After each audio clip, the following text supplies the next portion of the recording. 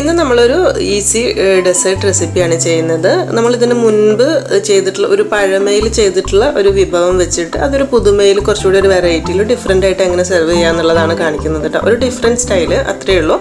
അപ്പോൾ ഇതെങ്ങനെ ചെയ്യുന്നതെന്നുള്ളത് നോക്കാം.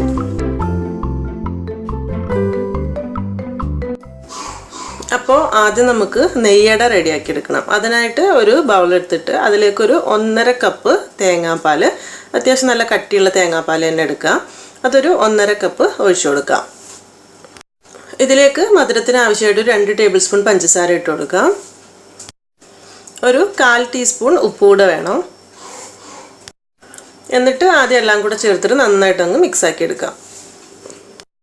ഇനി ഇതിലേക്ക് ഉള്ള മൈദ ചേർത്ത് കൊടുക്കുക. മൈദയുടെ അളവ് എന്ന് പറയുമ്പോൾ ഒരു 1/4 കപ്പ് പ്ലസ് 2 ടേബിൾ സ്പൂൺ, ഒരു 5-6 ടേബിൾ സ്പൂൺ കുറച്ച് ഇട്ട് മിക്സ് ആക്കിയിട്ട് ബാക്കി ഇട്ട് കൊടുത്താൽ മതി. ഒന്നിച്ച് വേണ്ട കേട്ടോ, നമുക്ക് കോരി ഒഴിക്കാൻ പാകത്തിനുള്ള ഒരു ബാറ്ററായിട്ട് കിട്ടണം. അപ്പോൾ അതുകൊണ്ട് കുറച്ച് ഇട്ട് കൊടുക്കുക. നന്നായിട്ട് മിക്സ് ആക്കി എടുക്കുക.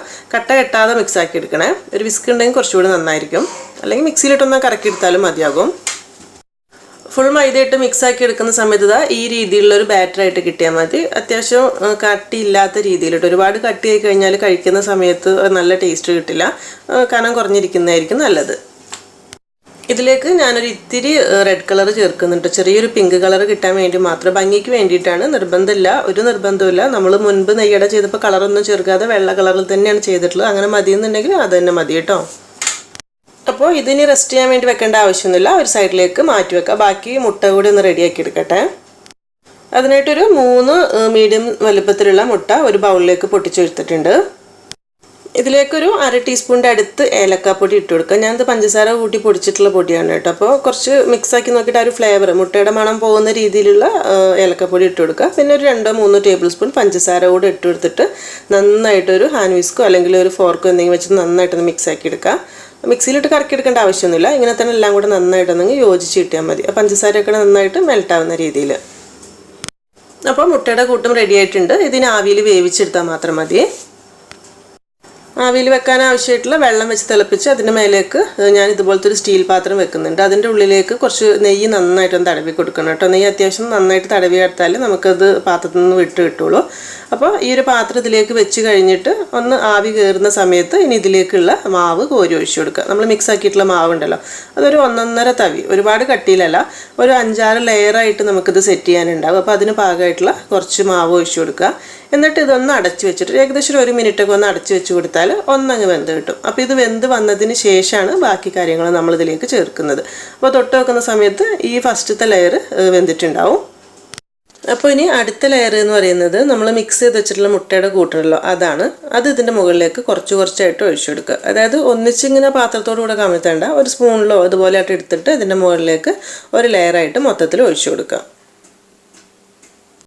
ഇതിൻ്റെ മുകളിലേക്ക് കുറച്ച് അണ്ടിപ്പരിപ്പ് മുന്തിരിയൊക്കെ വറുത്തെടുത്തിട്ട് വെച്ചിട്ടുണ്ടായിരുന്നു. അത് കുറച്ചായിട്ട് ഇട്ട് കൊടുക്കുക. നമുക്ക് എത്രത്തോളം കടിക്കാൻ ഇഷ്ടമുണ്ടെന്നുണ്ടെങ്കിൽ ആ ഒരു രീതിയിൽ. എന്നിട്ട് ഇത് ഒന്ന് അടച്ച് വെച്ചിട്ട് വേവിച്ചെടുക്കണം. ഒരുപാട് സമയമൊന്നും വേണ്ടി വരില്ല. ഒരു മിനിറ്റ് കൊണ്ട് തന്നെ മുട്ട കുക്കായി കിട്ടിക്കോളും. വെന്ത് വന്നതിന് ശേഷമാണ് നമ്മൾ അടുത്ത ലെയർ മാവ് ഒഴിക്കേണ്ടത് കേട്ടോ. അങ്ങനെ ഓരോ ലെയറും വെന്ത് വന്നതിന് ശേഷം ഒഴിച്ചു കൊടുക്കുക. ഈ സമയത്ത് ഇതിൻ്റെ സൈഡിലൂടെ കുറച്ചൊരു നെയ്യാക്കി കൊടുക്കാം. ഒന്നിൽ മുട്ടേൻ്റെ മേലാക്കി കൊടുക്കുക, അല്ലാന്നുണ്ടെങ്കിൽ നമ്മൾ മാവ് ഒഴിക്കുന്നുണ്ടല്ലോ, മാവ് വെന്ത് വന്നതിന് ശേഷം അതിൻ്റെ മേളിൽ നെയ്യ് പരത്തി കുറച്ചാക്കി കൊടുത്താലും മതി. ഞാൻ അടുത്ത ലെയറിൽ കാണിച്ചു തരാം. എന്നിട്ട് ഇനി അടുത്ത ലെയർ മാവ് ഒഴിക്കുക. ഒരുപാട് കട്ടിയിൽ ഒഴിക്കരുത് കേട്ടോ. ഒരു തവിയും ഒരു ഇത്തിരി കൂടെ മതിയാവും. ഈ ഒരു പ്ലേറ്റിലേക്കൊക്കെ ആവുന്ന സമയത്ത് മൊത്തത്തിൽ ആ ഒരു രീതിയിൽ അങ്ങ് ഒഴിച്ചു കൊടുക്കുക. എന്നിട്ട് ഇത് അടച്ചു വെക്കുക. അടച്ചു വെച്ച് ഒരു 1 മിനിറ്റ് കഴിയുന്ന സമയത്ത് ഇത് വെന്തിട്ടുണ്ടാവും. അതിൻ്റെ ശേഷം ഇനി ആദ്യം ചെയ്ത കാര്യങ്ങൾ തന്നെ അതുപോലെ തന്നെ ചെയ്യുക. ഇതിൻ്റെ മുകളിലേക്ക് കുറച്ച് മുട്ടയുടെ കൂട്ട് ഒഴിച്ചു കൊടുക്കുക. അതിന് മുട്ട ഒഴിക്കുന്നതിന് മുൻപ് കുറച്ച് നെയ്യ് വേണമെന്നുണ്ടെങ്കിൽ ആക്കി കൊടുക്കുക കേട്ടോ. അല്ലെങ്കിൽ ഇതാ മുട്ടയുടെ കൂട്ട് ഇതുപോലെ ഒഴിച്ചു കൊടുക്കാം. അണ്ടിപ്പരിപ്പ് മുന്തിരിയൊക്കെ കുറച്ച് ഇട്ട് കൊടുത്തിട്ട് അതൊന്ന് അടച്ചു വെക്കുക. അത് വെന്ത് വന്നതിന് ശേഷം അടുത്ത ബാച്ചുള്ള മാവ് ഒഴിച്ചു കൊടുക്കുക. അപ്പോൾ അതിൻ്റെ ഇടയിൽ കുറച്ച് എണ്ണ ഒഴിച്ചു കൊടുക്കും, നെയ്യ് കേട്ടോ. അപ്പോൾ ഇനി ബാക്കിയുള്ളതൊക്കെ ഈ ഇതുപോലെ തന്നെ ഈ ഒരു പ്ലേറ്റിൽ നിറയുന്ന അത്രയ്ക്കും. അപ്പോൾ നമ്മൾ എടുത്തിട്ടുള്ളൊരു മാവ് ഈ ഒരു പ്ലേറ്റിലേക്ക് കറക്റ്റ് ആയിരിക്കും. അതായത് ഒരു 5 അല്ലെങ്കിൽ 6 ലെയർ ഇതുപോലെ ഒഴിക്കാനായിട്ട് കിട്ടും. അപ്പോൾ അങ്ങനെ ഒരു ബാറ്റർ ഇങ്ങനെ ആക്കുക, ഒഴിക്കുക, ആ ഒരു രീതിയിൽ അങ്ങനെ ആക്കി എടുത്താൽ മതി. ഏറ്റവും ലാസ്റ്റ് നമ്മൾ ചെയ്യുന്നത് മുകളിൽ മാവ് ഒഴിക്കുക എന്നുള്ളതാണ് കേട്ടോ. അപ്പോൾ ഞാൻ നേരത്തെ പറഞ്ഞില്ലേ, മാവിൻ്റെ മുകളിൽ നെയ്യാക്കി കൊടുക്കുന്നത്. അതായത് ഇങ്ങനെ വെന്ത് വന്നതിന് ശേഷം മാവിൻ്റെ മുകളിൽ നെയ്യാക്കി കൊടുക്കുകയാണെങ്കിൽ കുറച്ചുകൂടി ടേസ്റ്റ് കൂടുതൽ കിട്ടും. നെയ്യടയാണല്ലോ, അത് നെയ്യിൻ്റെ ഫ്ലേവർ ഇഷ്ടമുള്ളതിനനുസരിച്ച് ആക്കി കൊടുത്താൽ മതി. ഇതുപോലെ തന്നെ ഒരു 5-6 ലെയർ ചെയ്തെടുത്താൽ മതി കേട്ടോ. എല്ലാ ലെയറൊന്നും ചെയ്യുന്നത് ഞാൻ കാണിക്കുന്നില്ല. എന്നിട്ട് ഏറ്റവും ലാസ്റ്റിലെ ലെയർ എന്ന് പറയുന്നത് ഈ ഒരു മൈദയുടെ കൂട്ട് ഒഴിച്ചു കൊടുക്കുക. പിന്നെ മുട്ട വെക്കേണ്ട ആവശ്യമില്ല കേട്ടോ. ഏറ്റവും മുകളിൽ ഈ ഒരു മൈദയുടെ കൂട്ടങ്ങ് ഒഴിച്ചു കൊടുത്താൽ മതി. എന്നിട്ട് പാത്രം അടച്ചു വെച്ചിട്ട് ഒരു 10 അല്ലെങ്കിൽ ഒരു 12 മിനിറ്റ് ഒന്ന് ആവി കയറ്റി വേവിച്ചെടുക്കുക. ഒരുപാട് സമയമൊന്നും വേണ്ടിയില്ല, അടിയിലുള്ള ലെയറൊക്കെ വെന്തിട്ടുള്ളതാണല്ലോ. അപ്പോൾ മൊത്തത്തിലൊന്നും അങ്ങ് വെന്ത് കിട്ടിയാൽ മതിയാകും. തുറന്ന് വെക്കുന്ന സമയത്ത് തൊട്ട് വെക്കുക വെന്തിട്ടുണ്ടോ എന്നുള്ളത്. ഒരു കത്തിയോ സ്ക്വയറോ എന്തെങ്കിലും വെച്ചിട്ടൊന്ന് കുത്തി വെക്കുക. അപ്പോൾ മൈദയുടെ മാവൊന്നും ഒട്ടി വരുന്നൊന്നുമില്ല എന്നുണ്ടെങ്കിൽ വെന്തിട്ടുണ്ടാവും. എന്നിട്ട് ഇത് ചൂടാറാനായിട്ട് മാറ്റി വെക്കുക. നല്ലോണം ചൂടാറി വരട്ടെ, ചൂട് ഒട്ടുമില്ലാത്ത രീതിയിൽ ആയി വരട്ടെ. അപ്പോൾ അതൊരു സൈഡിലേക്ക് മാറ്റി വെക്കാം. ഇനിയിപ്പോൾ ഇതിലേക്കുള്ള ക്രീം ആ ഒരു കൂട്ട് റെഡിയാക്കി എടുക്കണം. അതിനായിട്ടൊരു 1.5 കപ്പ് പശുവിൻ പാലാണ് ഒഴിച്ചു കൊടുക്കുന്നത്. ഫ്രഷ് മിൽക്കാണ് എടുത്തിട്ടുള്ളത്. ഈ പാല് ഒന്നങ്ങ് ചെറുതായിട്ട് ചൂടായി വരട്ടെ. ഈ സമയത്ത് ഇതിലേക്ക് മധുരത്തിന് ആവശ്യമായിട്ട് ഒരു 1/4 കപ്പ് കണ്ടൻസ്ഡ് മിൽക്ക് ഒഴിച്ചു കൊടുക്കുന്നുണ്ട്. മിക്സ് ചെയ്ത് നോക്കിയിട്ട് വേണമെന്നുണ്ടെങ്കിൽ കുറച്ചുകൂടെ ആക്കാം, അല്ലെങ്കിൽ മധുരം കുറവ് മതി എന്നുണ്ടെങ്കിൽ നിങ്ങളെ ഇഷ്ടത്തിനനുസരിച്ച് ചെയ്താൽ മതി. ഇനി കണ്ടൻസ്ഡ് മിൽക്ക് ഇല്ലെങ്കിൽ പഞ്ചസാര ആയാലും മതി കേട്ടോ. എന്നിട്ട് ഇത് രണ്ടും കൂടെ നന്നായിട്ടൊന്ന് തിളച്ച് വരട്ടെ. ഒന്ന് മിക്സ് ആയി കൊടുക്കണം കേട്ടോ, കാരണം പാല് മാത്രമല്ല, വെള്ളമൊന്നുമില്ല. അപ്പോൾ ചിലപ്പോൾ അടിക്ക് പിടിക്കാനുള്ള ചാൻസ് ഉണ്ടാവും. പാല് അത്യാവശ്യം ഒന്ന് ചൂടായി വരുന്ന സമയത്ത് ഇതിലേക്കൊരു 1 ടേബിൾ സ്പൂൺ അല്ലെങ്കിൽ 1/4 ടേബിൾ സ്പൂൺ കോൺഫ്ലോർ എടുക്കുക. എന്നിട്ട് അതിലേക്കൊരു 3 ടേബിൾ സ്പൂൺ സാധാരണ ഫ്രഷ് മിൽക്കും കൂടെ ചേർത്തിട്ട് നന്നായിട്ടൊന്ന് മിക്സ് ആക്കി എടുക്കുക. അതായത് നമ്മൾ ഈ ഒരു പാലിൻ്റെ കൂട്ട് നല്ലൊരു ക്രീമി രൂപത്തിൽ കട്ടിയായി കിട്ടാൻ വേണ്ടിയിട്ടാണ് ഈ ഒരു കോൺഫ്ലോർ എടുത്തിട്ടുള്ളത്. അപ്പോൾ ഏകദേശം 1 ടേബിൾ സ്പൂണിൻ്റെ അടുത്ത് തന്നെ മതിയാവും. ഭയങ്കര കൂടുതലായി പോയാൽ കട്ടി കൂടിപ്പോവും. എന്നിട്ട് ഇത് ഈ കോൺഫ്ലോർ ഇതിലേക്ക് ചേർത്ത് കഴിഞ്ഞാൽ പിന്നെ ചെറിയ തീയിലിട്ടിട്ടൊന്ന് മിക്സ് ആക്കി എടുത്താൽ മതി. അതായത് നന്നായിട്ട് വെന്ത് കിട്ടണം. കോൺഫ്ലോർ വെന്തിട്ടില്ല എന്നുണ്ടെങ്കിൽ അതിൻ്റെ ഒരു പച്ച ടേസ്റ്റ് ഉണ്ടാവും. അത് വെന്തിട്ട് ഒന്ന് കുറുകി വരട്ടെ. അങ്ങനെ ഇത് അത്യാവശ്യമൊക്കെ തിളച്ച് വരുന്ന സമയത്ത് ഇതിലേക്ക് നമുക്ക് എന്തെങ്കിലും ഫ്ലേവർ എക്സ്ട്രാ വേണമെന്നുണ്ടെങ്കിൽ ചേർത്ത് കൊടുക്കാം. ഞാനിപ്പോൾ ഒരു ബദാം മിക്സ് ഒരു ഇത്തിരി ചേർക്കുന്നുണ്ട് കേട്ടോ. ചെറിയൊരു മഞ്ഞ കളറും കിട്ടും, ഒരു ടേസ്റ്റും ഉണ്ട്. അപ്പോൾ ഉണ്ടെങ്കിൽ ചേർക്കുക. ഒരുപാട് വേണ്ട കേട്ടോ. ഒരുപാട് മഞ്ഞ കളർ കിട്ടാൻ വേണ്ടി ഇത് ഒരുപാട് ചേർത്താൽ ഫ്ലേവർ മൊത്തത്തിൽ മാറിപ്പോകും. ലൈറ്റായിട്ടൊരു കളർ മതി. ഇനി ഇതിന് പകരം വേണമെന്നുണ്ടെങ്കിൽ കുങ്കുമപ്പൂവ് കുറച്ചുണ്ടെങ്കിൽ അത് ഇട്ട് കൊടുക്കാം. അതല്ല പിസ്തയുടെ എസൻസോ അങ്ങനെ സ്ട്രോബെറി മിക്സോ നമുക്ക് ഏത് ഫ്ലേവർ വേണമെങ്കിൽ ചെയ്യാം. പിന്നെ ഒരു 2 നുള്ള് ഏലക്കാപ്പൊടിയും കൂടെ ചേർത്ത് കൊടുക്കണം കേട്ടോ, നല്ലൊരു കറക്റ്റ് ഫ്ലേവർ കിട്ടാൻ വേണ്ടിയിട്ട്.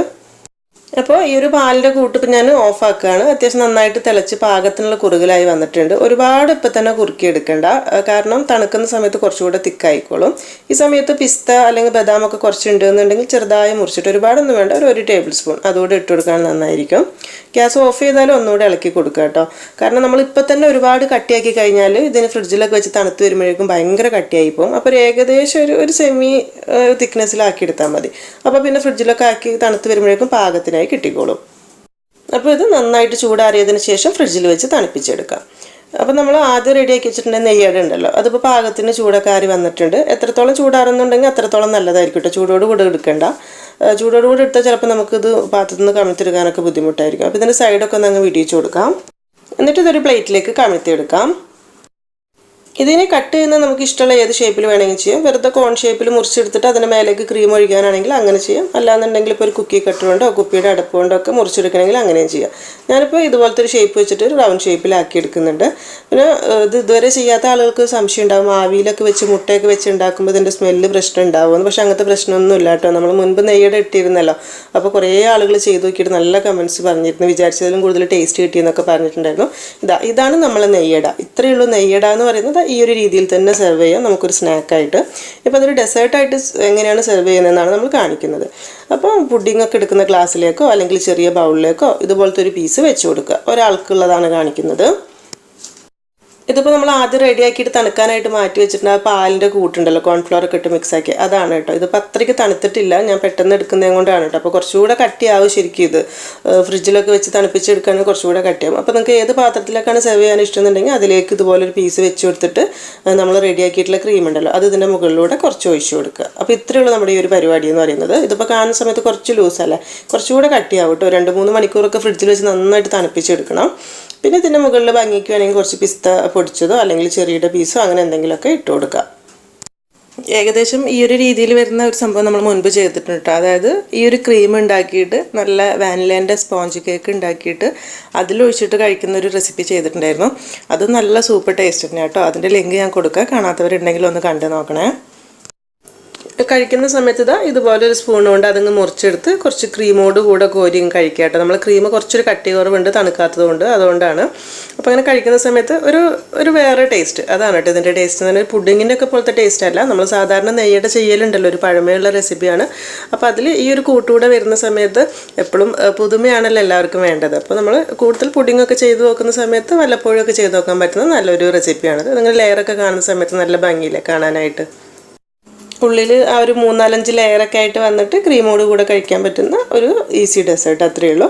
പിന്നെ ഇപ്പോൾ നമ്മളിതാ ഇതുപോലെയൊക്കെ കട്ട് ചെയ്തിട്ട് എടുക്കുന്ന സമയത്ത് ഡിഫറെൻറ്റ് ഷേപ്പിൽ വേണമെങ്കിൽ ചെയ്തെടുക്കാൻ നല്ല ഭംഗിയുണ്ടാവും. ഇങ്ങനെ ഹാർട്ട് ഷേപ്പിലൊക്കെ എടുക്കുന്ന സമയത്തൊക്കെ കാണാനൊക്കെ നല്ല രസമുണ്ടാവും. പിന്നെ നമ്മൾ ഇങ്ങനെയൊക്കെ ഷേപ്പൊക്കെ കട്ട് ചെയ്തെടുക്കുന്ന സമയത്ത് ബാക്കിയുള്ളത് വേസ്റ്റായി പോവോ, കറക്റ്റ് ഷേപ്പിൽ പ്ലേറ്റിലുള്ളത് കിട്ടൂല എന്നൊക്കെ ഡൗട്ട് ഉണ്ടാവും. പ്രശ്നമില്ല കേട്ടോ. അതെങ്ങനെ സെർവ് ചെയ്യുക എന്നുള്ളത് ഞാൻ കാണിക്കാം. അത് നമുക്ക് ജസ്റ്റ് ചെറിയ ചെറിയ പീസാക്കി ചെറിയ ഗ്ലാസ്സിലേക്കോ ബൗളിലേക്കോ ഇട്ട് ചെയ്യാം.